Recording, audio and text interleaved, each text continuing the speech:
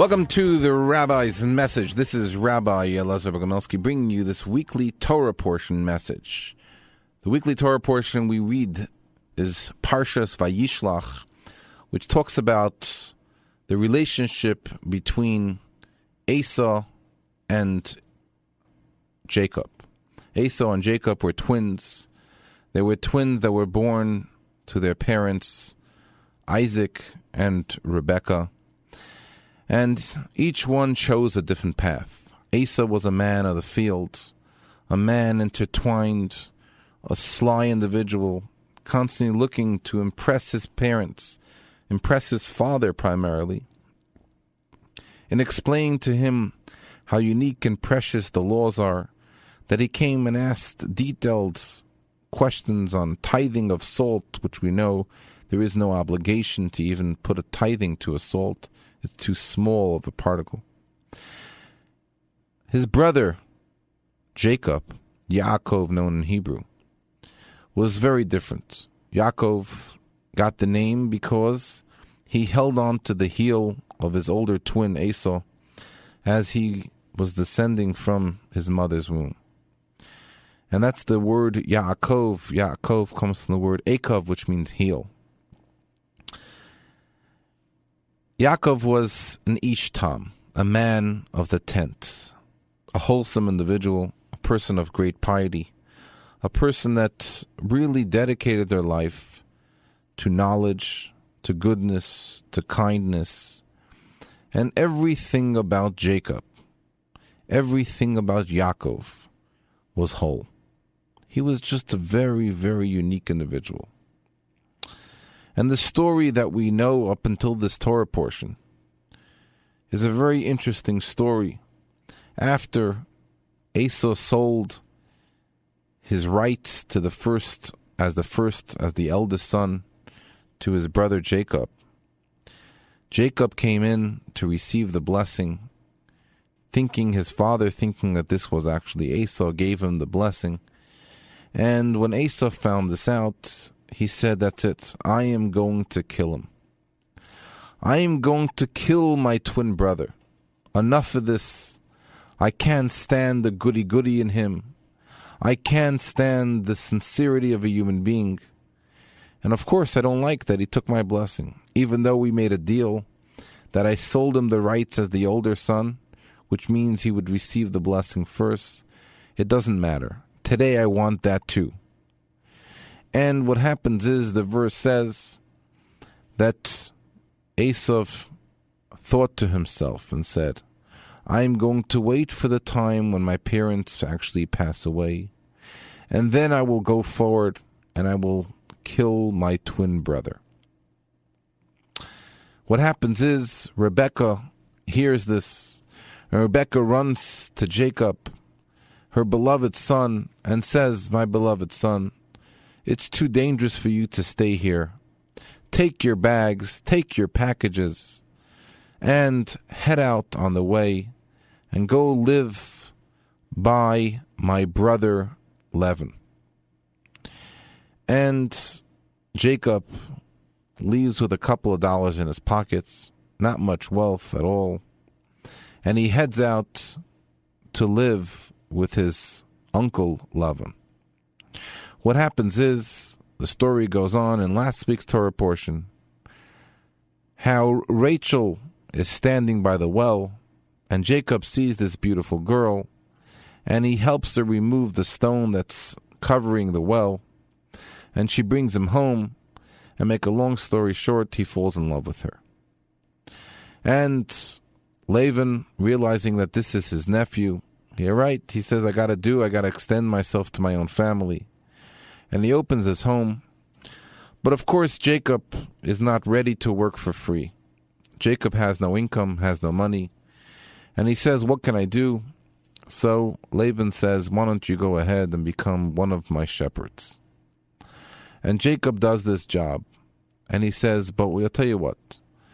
I fell in love with your daughter, Rachel, and that's who I want to marry. I don't have money to support her, but what can I do to assure that I will be married to this individual?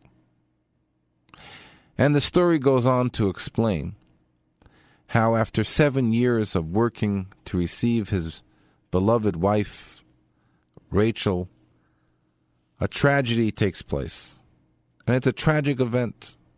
At the night of the wedding eve, he's all excited, and she comes down dressed in a gown with a veil.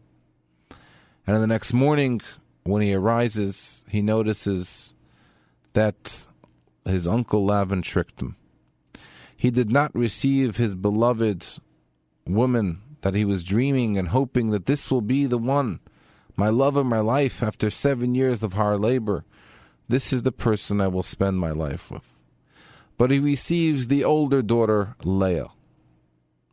And Leah seemingly is not as beautiful as Rachel, but the love that Rachel had for his sister, when she realized that her father tricked her husband-to-be, Jacob, there was a special sign that was given between Jacob and Rachel. So she taught this sign and gave it over to her beloved sister, Leah, that Leah should not look foolish when they had this sign, that one would not know that it's actually Rachel. Now, what's interesting is, Jacob obviously is frustrated. He's upset. I can't believe this is what you did to me. After 7 years, you give me Leah as a wife. I wanted Rachel. I wanted Rachel. So Lavan comes up with a story, and he says, we don't do things like that here. Over here, we don't give the younger before the older. Work for another 7 years, and of course, you are welcome to have Rachel as well. And the verses go on to explain that he goes ahead and he works for an additional 7 years. And after 14 years of working for his uncle, he says, enough is enough. I want to head out on the road. I want to go and be on my own. I want to go and set up my own life. What happens is, he knows that his uncle Lavan is not an honest businessman. And he knows that if he tells him that give me so-and-so for all the 14 years that I've labored for you, he would never get it. So he makes a deal. And he says, anything that's part of your flocks of sheep, that are striped sheep, or flickered sheep, or spotted sheep, those are the sheep that I will take, which seemingly there were very few of them. And Laban looked at his herds of sheep, and he saw the majority of them were not like that. And he said, sure, a deal, no problem. You're going to take a couple of $100, and I'll be left with a fortune. One of the great miracles take place that Jacob sets two sticks within the ground, and as the sheep sort of walk through this biblical story, they walk through these two sticks. The sheep that are non-flickered and non-spotted, so to speak, they all of a sudden become spotted sheep.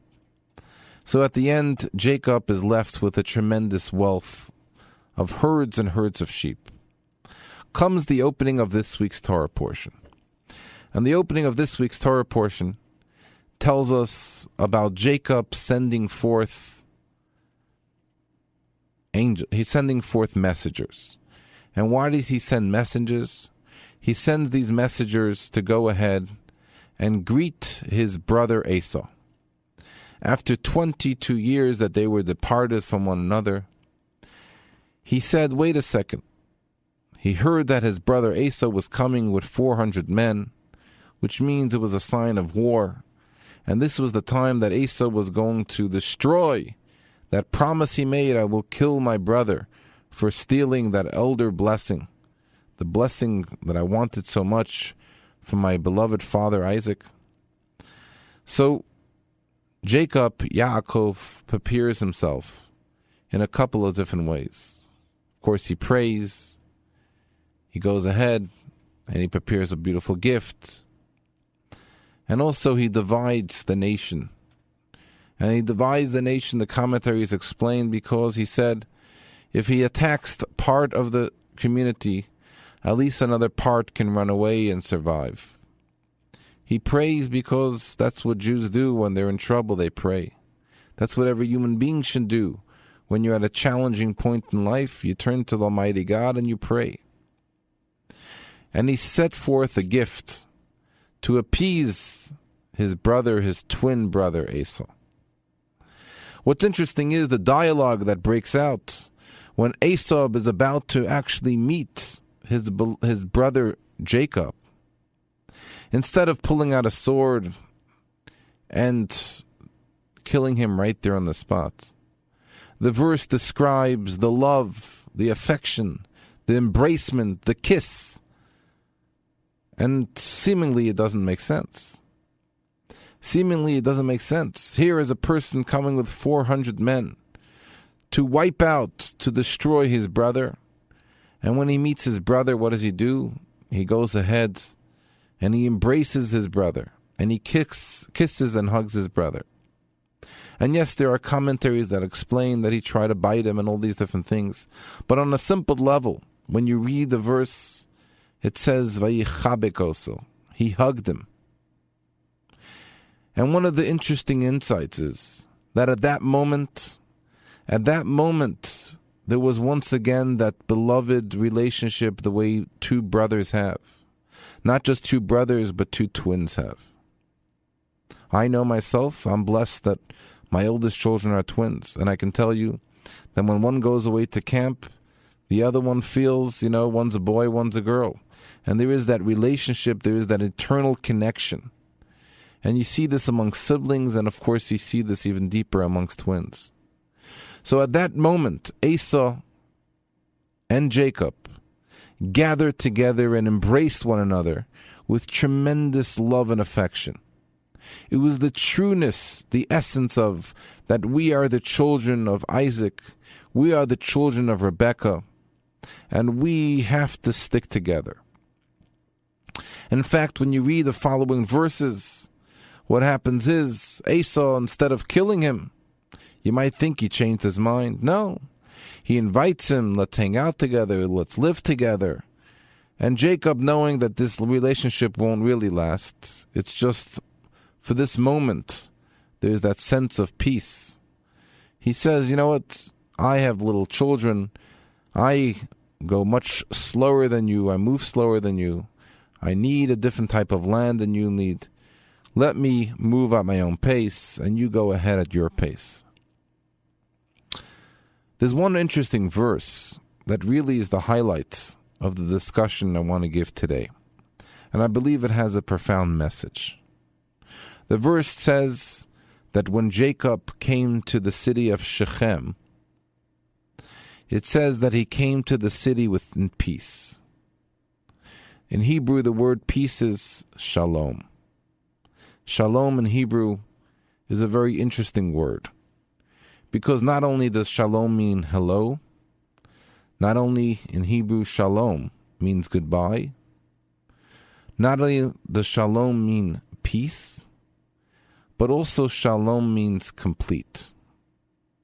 Shalom. Shalom has 4 different meanings to it. When the verse says that Jacob came with his family to Shechem in peace, b'shalom, in completion. What is the message? Nowhere has it ever been written about another human being throughout the entire Torah. Throughout the entire Bible, does it ever say in describing another human being the expression that the person was complete?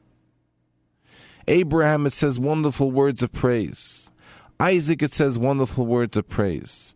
Moses, Aaron, Sarah, Rebecca, Rachel, Leah, all these great matriarchs and patriarchs of the Jewish people, leaders of the Jewish people. It doesn't describe by any of them.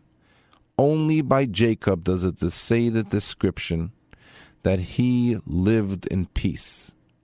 He lives in completion. What's going on over here? Yes, you can say that on a simple level, think about it, after 22 years of harsh labor and dealing with a sly fox as a father-in-law, that every single moment of your workday, he's trying to manipulate and see what's in it for him, not in any way thinking, how can I help my daughter and son-in-law and grandchildren? It's all about what's in it for me.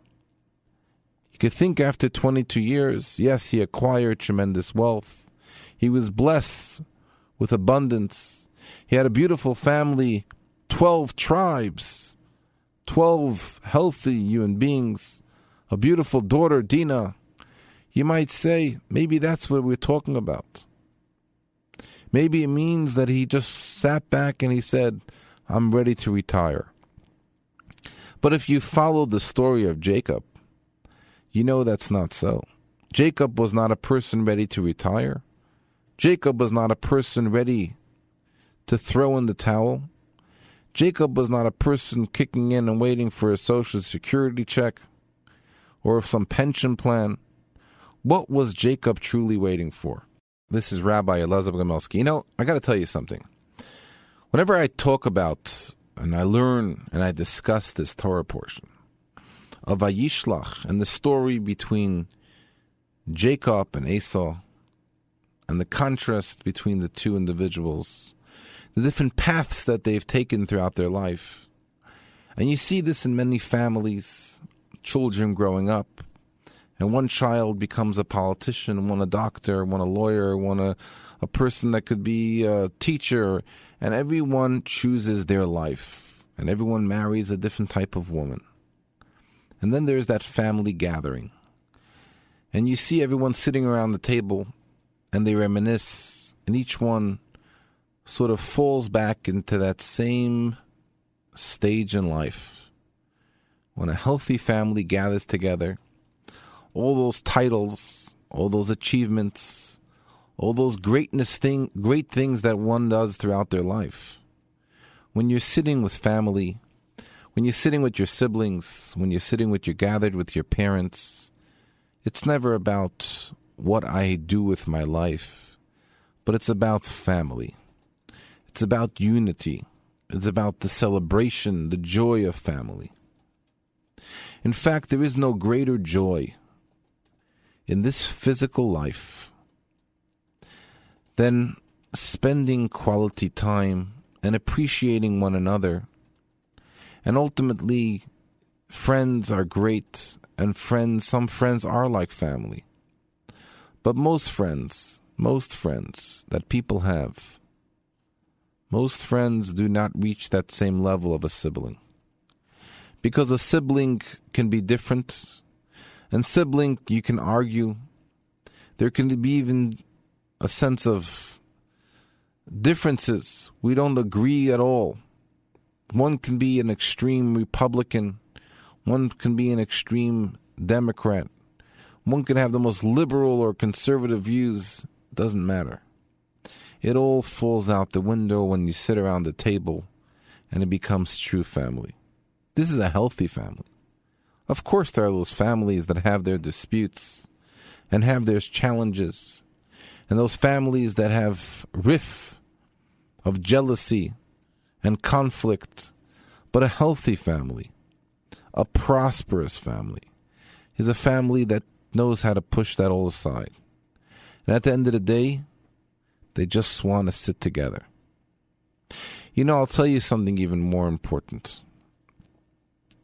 If you meet a person and you talk to them, a highly educated, a successful human being, a person of tremendous stature,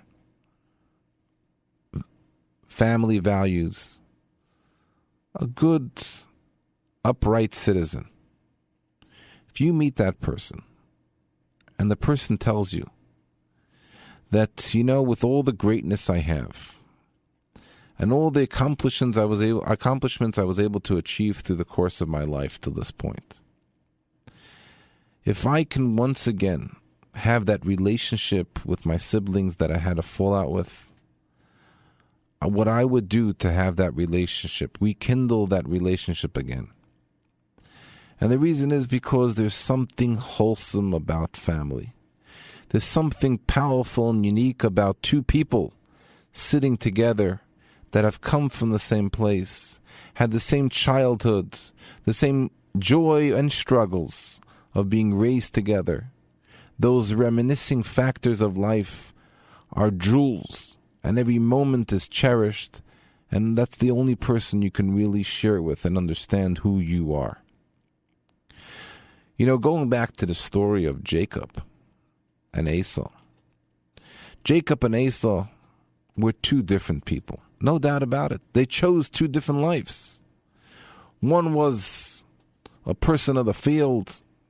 One was looking to deceive, create conflict, cheat, destroy. And one was a wholesome individual. But yet they were twins. They were brothers. The verse says, and only time in the entire Bible, the entire Torah, does he use this expression. It says that when Jacob came to the city of Shechem, he came complete. He came b'shalom. He came whole. He became wholesome. The message perhaps is as follows. That at that moment, Jacob looked back at his life and said, wait a second. I had, for 22 years, I was living in trauma. I was concerned that every single day, my brother Esau can pop up, and all he wants to do is destroy me. But we've put that aside now. I've met. We've once again rekindled for that moment the relationship. Now I can begin to enjoy life. Now I can begin to relax and know that my life is complete. There's serenity. There's appreciation. When I look out and I see my children and grandchildren that are being raised, I don't live in terror. I don't live in concern that, oh my gosh, one day this will all be destroyed. But I know it's all at peace now. I know it's all calm now. And I believe this is the message for life. That many times in our life, we're focused on the big deals. We're focused on the big achievements of life. We're focused on things that we look at and we say, these are the things that will make that difference. These are the things that I will want to transform my being. It will take me to the new status, a new stage, a new plateau. But wait a second. Think about it for a moment and say to yourself, are you truly complete? Are you truly wholesome? Are the relationships that are lingering out there that are still not at ease? Are there people that out there that you still need to create and rekindle that relationship, that bond, that unit that you had once before? Are there siblings of yours that for years you have pushed them aside and you say, no, this is not the time, or I don't know how? I can trust you that when a person will take this approach and will look back at the Bible and see the story of Jacob and Esau and see the most extreme human beings that came from one womb and would say to themselves, wait a second, my sibling, my sister, my brother, that maybe today I don't have that close relationship, but we're really not as extreme as Jacob to Esau was. Maybe I should take that moment, make that effort to rekindle once again that relationship. And one thing I could assure you, that when a person does this approach, and the message from this week's Torah portion is vivid and clear, that when a person takes the approach of serenity, of wholesomeness, and they sort of allow their ego to be put aside, and they say at the end of the day, all I want to do is go back to my childhood and rekindle that organic relationship and friendship that I once had. I am sure that all the blessings and all the joy and all the future things that we want, peace in the world, will be granted with abundance. You're listening to the Rabbi's Message. We'll be back same time, same place next week. This is Rabbi Elazar Bogomilsky.